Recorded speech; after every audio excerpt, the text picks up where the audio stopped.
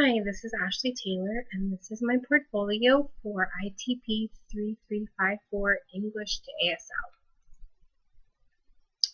My first topic is consecutive interpreting, and that is when you interpret on one big chunk or message at a time and then interpret into the target language. So you get a few minutes or a few seconds of a big chunk, then you process it, and then you interpret it. Benefits of consecutive interpreting is fewer errors, more processing time, and relieves parts of the brain from working in other processes. My consecutive interpreting artifact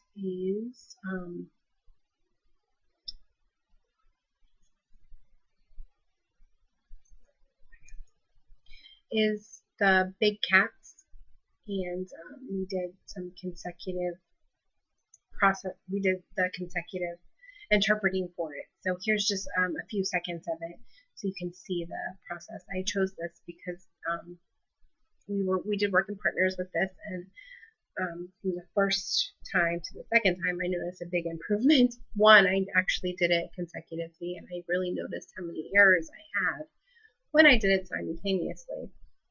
So that was really a huge learning experience of how many fewer errors there really are when it comes to consecutive interpreting.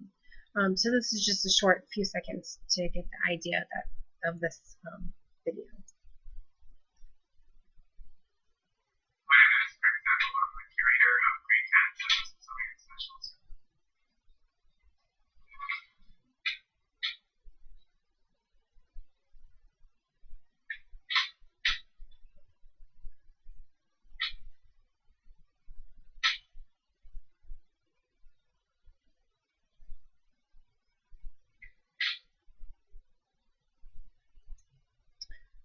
So that was just an example of what consecutive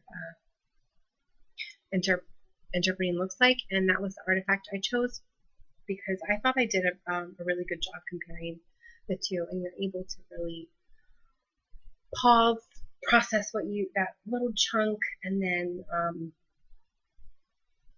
present it. So it really does make it easier.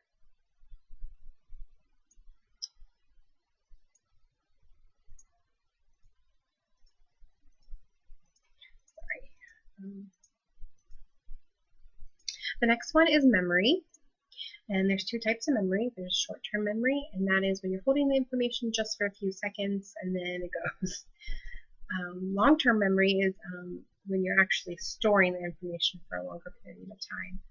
It might be a memory, important information you want to hold on to, and your brain kind of creates that pathway. Oh, I'm going to need this later. I'm going to hold on to it more. There's three ways of storing the information. Number one is visually, by looking at pictures. You can help soak in and store the information a little bit better. The second way is acoustically, and that's when you hear it. You're storing the information from what you're hearing. And the third way is semantically, and that's when you're reading a book and you're soaking in the information that way. So it's those three different ways. I used the same video because with consecutive interpreting, you also have to remember, and your memory should be good because you're holding, and then waiting for that stop of a period of time, and then presenting it. Normally, it seems like you would be taking notes if they're longer periods of chunks, but with here, you have to hold on to how much you think you can handle, and then present it. So it's the same one as I just showed with the big cats, so you can go back and look at it if you want. But at first you could tell my chunks weren't as long. I think I was nervous because I was afraid I was going to forget it. But as it went by, as it continued, the chunks got larger and larger because I needed that extra time to really create a picture visually. So I was able to expand them a little bit more. The next one is main idea comprehension. Basically, the main idea is the central premise around which the rest of the text is expanded. Another good way of finding it is keywords. These are the important words that are going to stick out the most, and then that's going to let you know, there's the main idea. And schema, basically a plan or just information you had known, background information that you could bring and you could figure out this is the main idea. Excuse me. And you don't want to get confused with details that are backing up the main idea, so you can misconstrue the message if you get the wrong main idea or a detail of the main idea. And the main idea comprehension artifact I chose was the discussion board, the 4 questions on main idea comprehension. The first one was, how does an understanding of the importance of main idea identification ASL relate to the interpretation process? This I put for interpreting. If the main idea is altered or not understood, the meaning of the text changes. And that was from our book. I think this is a huge part of the interpreter's job, is finding the main idea of the presenter. I think being prepared as much as we can prior to the assignment, it'll help us immensely. If we are not aware of the information being presented, then our interpretations can cause an increase in errors. Continuing to develop the skills in trying to find the main idea can only help us in the long run. Do you feel you have a good main idea comprehension? Overall, yeah, I do. It's better, again, to be prepared and have better knowledge of the subject matter if you can get that ahead of time. What will happen if the interpreter does not have rapid, reliable main idea identification skills? And in this, the interpreter, this could cause a omission of important information, missing the main idea, and misconstruing the whole message completely. What happens when the interpreter does not know which idea are main and which are supporting? And again, this you will mess up. You can mess up the main point. What's the point of this presentation? Of what's the goal at hand? So it is important to understand the main idea, and I think I was able to grasp that and really learn it and soak it in. And learning these techniques of really what to listen for, like keywords, the schema, get into knowing, get into that habit of listening for those. Keywords are going to continue to repeat and repeat, and then you're going to be kind of on the right track. Oh, that's what's important. Multitasking. And we do this constantly. It's doing 2 or more tasks at one time. You do a majority of it simultaneous interpreting. And the interpreting process is many steps, and you're doing them all at once. You're continuously doing them. You're doing this step, this step, this step, this step. But it's continuously. You're hearing it, you're presenting it.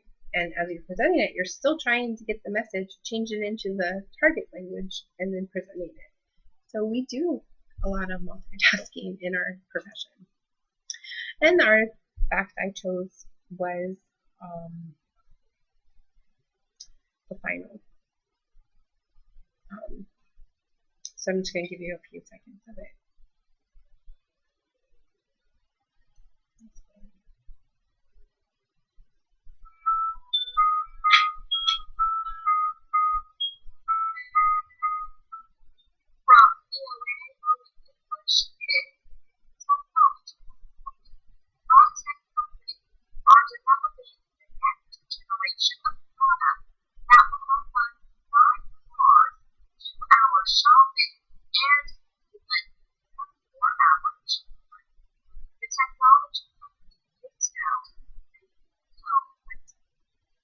So as you can see, it is important to focus, and knowing the steps, because you are multitasking, especially with simultaneous interpreting.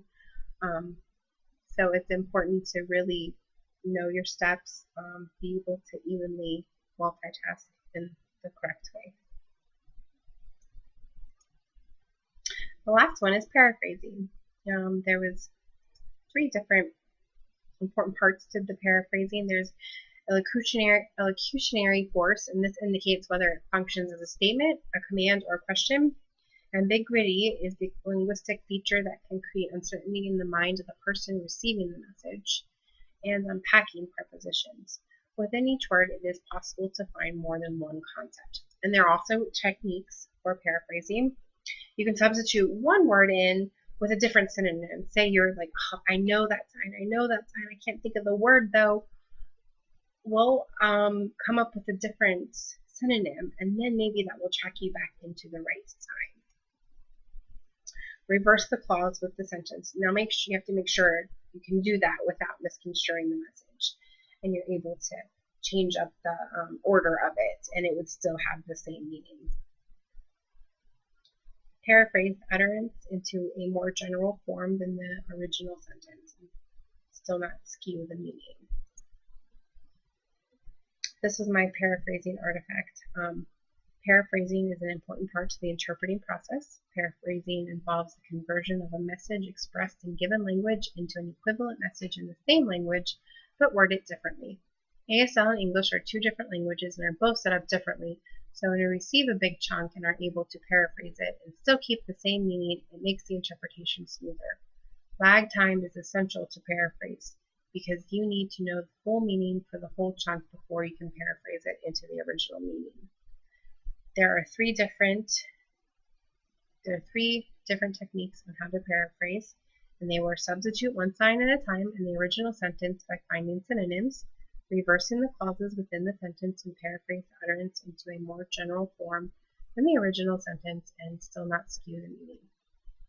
I like the first technique of coming up with different synonyms in the sentence because sometimes I find myself getting hung up on a word that I don't know the sign for. But if I think of a different word to use without changing the meaning, then I can come up with a different sign. I thought these were great techniques that we can use and great tools to use while simultaneously interpreting.